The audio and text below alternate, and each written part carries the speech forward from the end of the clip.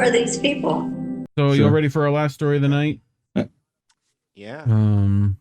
So I brought this on for Lucy, who I hopefully was going to come on, but she decided to, magic carpet ride over to, someplace 8 hours away, without telling me.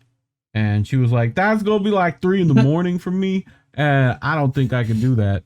But anyway, I still think it's important to cover. So, officials raise concern over Biden's plan to limit student loan cancellation.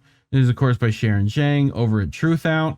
But I wanted to also make sure people knew about, what is it, Camp Dada, that I think is over student debt, or it's attached to that. I think Lucy's trying to have that happen. People should go check out her and the Bank Sisters interview over on Primo Radical. That was really good. Mm-hmm. Where they talked more in depth about that, but yeah, so thank you to Primo for giving for shouting out and supporting that action, and giving it some light. They're going to be getting together in the Hamptons and doing a camp out. Bunch of activists getting together, talking about solutions, and actually doing some things to make some of those wealthy people a little uncomfortable and a little upset. Nothing dangerous, nothing that's going to get anybody in big trouble. Just inconvenienced and kind of be a nuisance more than anything. And I think that's going to be hilarious. Yeah, I love them for it. Shut up, but yeah, people should go check out that Radical video. And Primo, if you ever want on the show, I got a nameplate that says Nutmeg somewhere. I might have to redo that to say, Radical. So, but we'll definitely would love to have you on, bro. Good, you do good shit. Just let us know, reach out. But anyway, so officials raise concern over Biden's plan to limit student loan cancellation, right? So as the Biden administration crafts a plan to cancel some amount of student debt, administration officials are reportedly raising concerns that adding income caps to the plan could be incredibly logistically complicated, risking the efficiency of the entire plan. I think they meant efficacy, whichever one they want. It is efficacy. That's what it says. Yeah. Yes. As Politico reports, officials in President Joe Biden's education department are saying in private conversations that it would be extremely difficult for the agency to implement the administration's tentative plan to limit student loan forgiveness by income. The agency simply doesn't have income information for the vast majority of student loan borrowers, sources told Politico. Yeah. So basically, they're making the case to give a universal amount to every student loan debt holder. Right. They want to cap it. Yeah. Right. But it'd be a lot easier to, let's say, give everybody no caps and just clear everyone's debt. Right. Than it would be to means test the thing. Right. Well, it's not even a means test it. It's like it's completely circumventing means testing, because this isn't about means. They're just like, doing means testing would be too hard. That's what they said. That means testing would mean. Well, no, it's not that it would be too expensive. And it would be too expensive, and it'd be a lot easier to give it to and it could be a lot easier to give it to everyone, but it'd be more expensive. And we don't really want to do that. So they're probably just going to do nothing in the end. I mean, that to me is what it sounds like. They're setting up to say, we're going to chuck this whole thing. Yeah. Yes. Yeah. But it's also the fact that it's they're literally going, yeah, it'd be too hard. We don't want to do the paperwork. Like they're talking about efficacy and like efficiencies, and like they're like, yeah, we just couldn't get it. We just couldn't possibly get it. And everyone's like, yeah, why do you have caps on the mean? Why are you trying to means test it? Don't means test it. Just cancel student debt. Just cancel it. Just take your pen. That reminds me. Cancel student debt. Sign Joe Biden, and then give that to somebody. Like, because the people who funded him his whole career and his whole life would be pretty mad at him, and they would be pretty mad at Hunter, and as a result, and he's not going to, of course, do that. But so Sharon continues. Go ahead. We love Sharon. Yeah, but, again, it's go ahead. Oh, fine. I'll go then. If the Biden administration were to place some forms of mean testing on the plan, the education department would be forced to require borrowers to provide proof of their income in some kind of application process.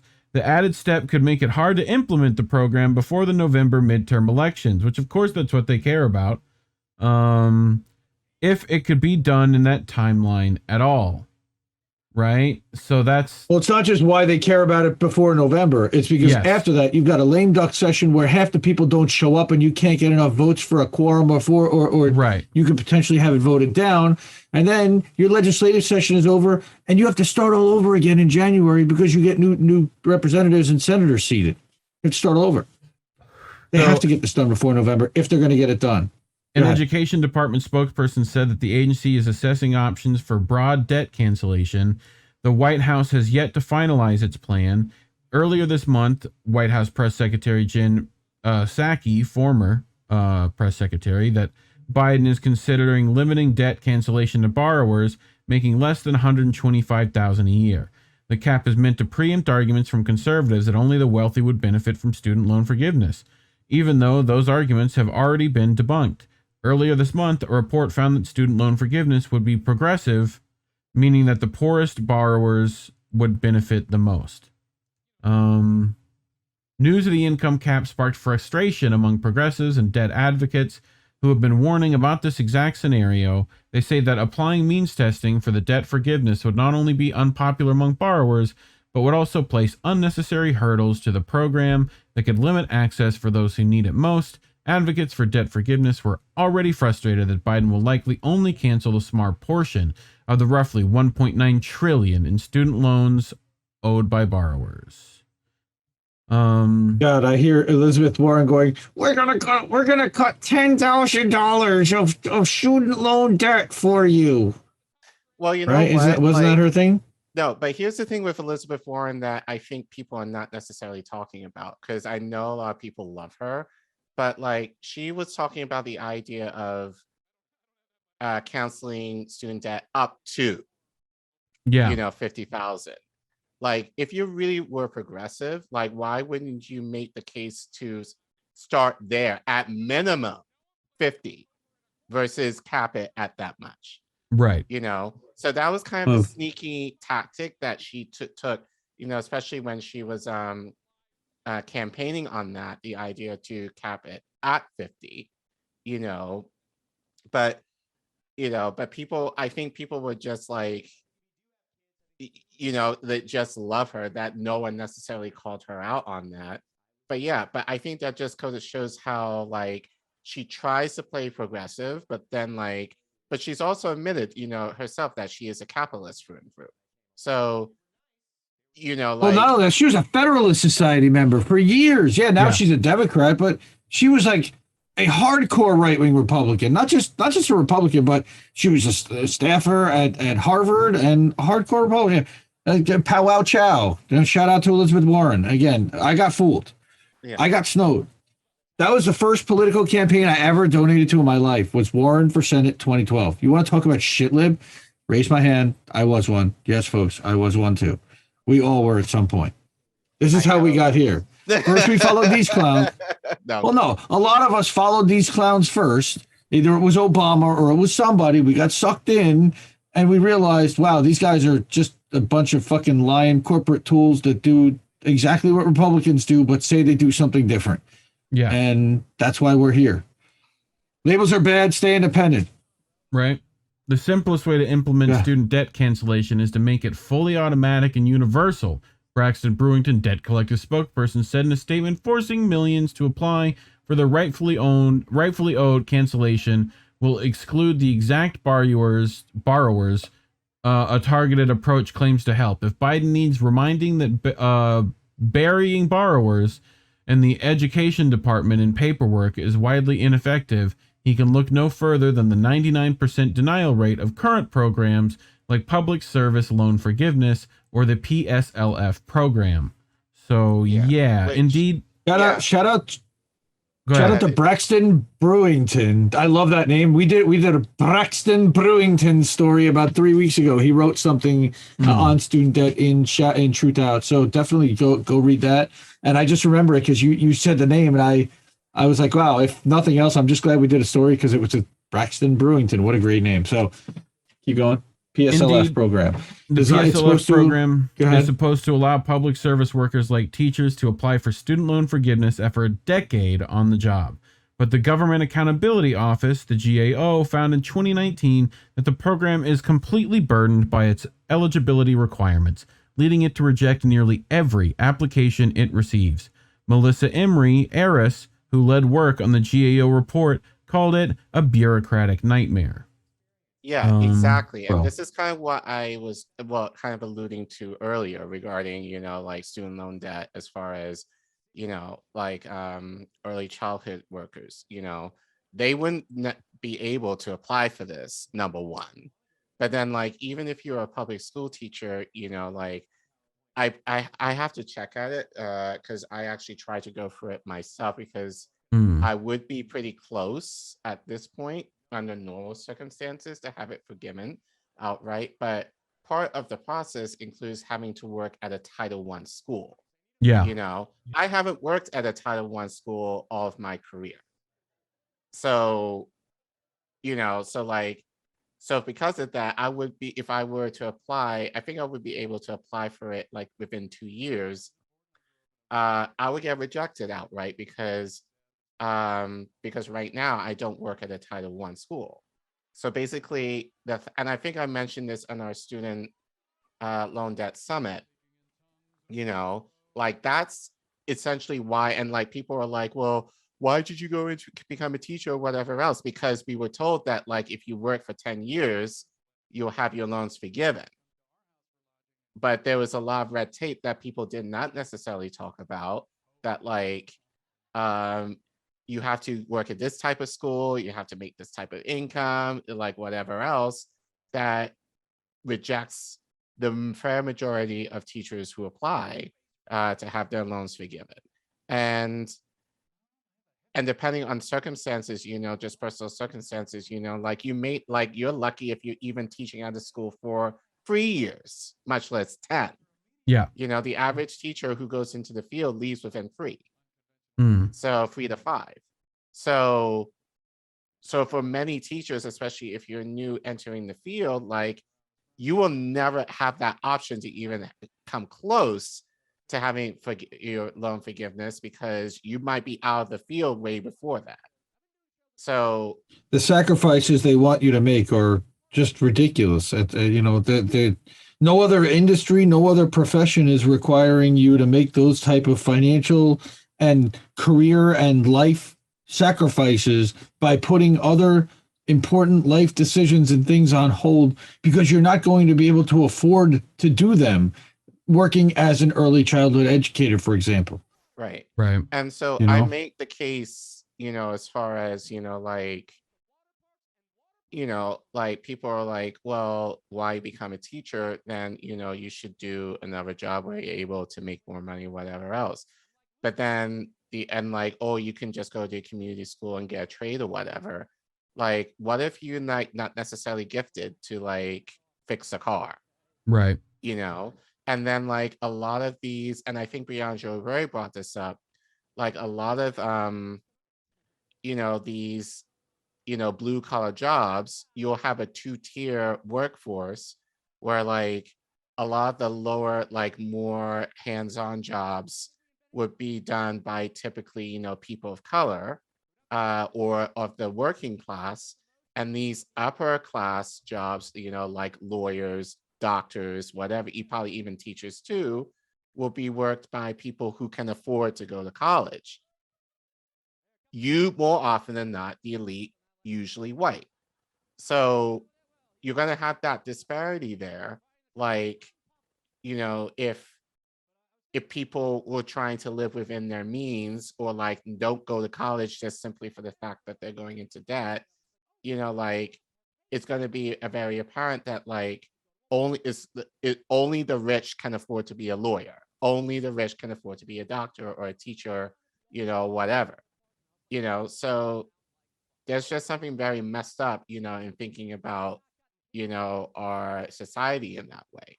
Yeah. But again, as far as the PSLF, you know, like it's a nightmare for teachers who I know who have had to do it because there's just so much red tape and most of them get rejected anyway, you know, if assuming that they're able to work in the field for a decade or more. Right. Yeah, I mean, so it continues. If broader student loan cancellation were implemented in a similar way, it could backfire on the Democratic Party, which is eager to win over voters before the midterms. The majority of Americans support some form of student loan forgiveness, and polls have found that student loan forgiveness could help drive people who are likely to vote Dem to the polls in the fall. A means-tested program, meanwhile, could make the idea less popular. The landmines are everywhere. Bryce McKibben, former policy advisor to Senate Health, Education, Labor, and Pensions Committee member Senator Sin Patty Murray, right, of Washington, told Politico their options are an income cap and political train wreck, or no income cap and broader automatic base relief for everyone. That's not a lot in between. Yeah, it's all or nothing. Yes. We want all, not nothing.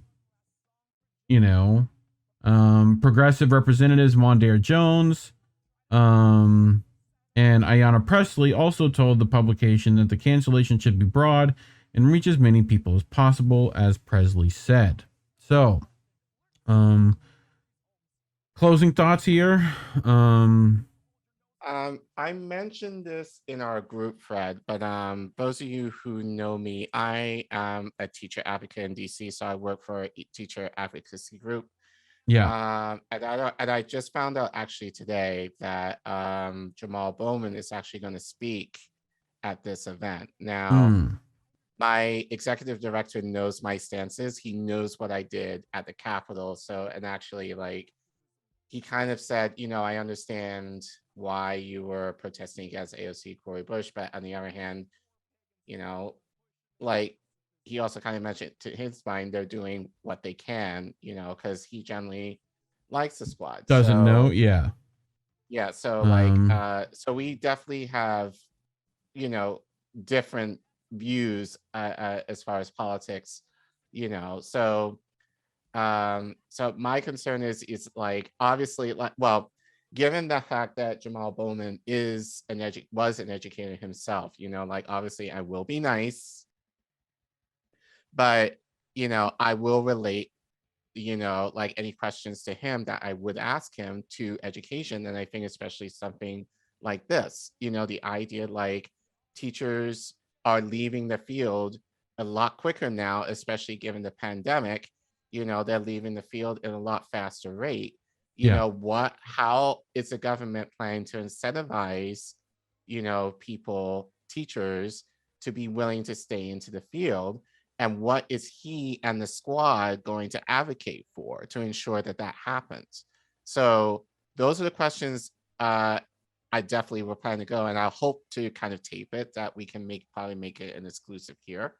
On well, INN. and you know, public tuition free, like, you know, or at least state funded, like any of those things, or you know. But I feel like especially the squad, they say a lot on Twitter, you know, like cancel student debt, cancel all student debt. So for me, it would be the idea of being able to speak to a squad member and being like, look, you know, these are issues that we're dealing with. Yeah. You know, what's your plan and how to you're get them going done. to hold, you know, our politicians accountable. But then I think the bigger question is, how are you going to fight against corporate interests that are preventing the squad and like the establishment Democrats to do the right thing for, you know, you know, for people, especially who've gone to college, you know, so that's what I hope to do. But, you know, but yeah, it just kind of speaks to,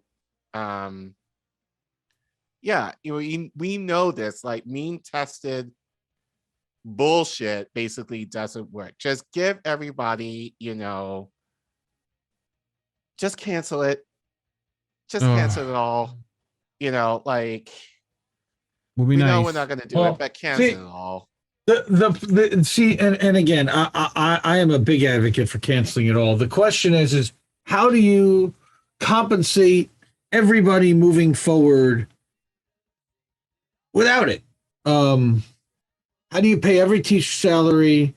How do you pay everyone? I mean, the government just picks up the tab for all of it, for everything, all the time, forever.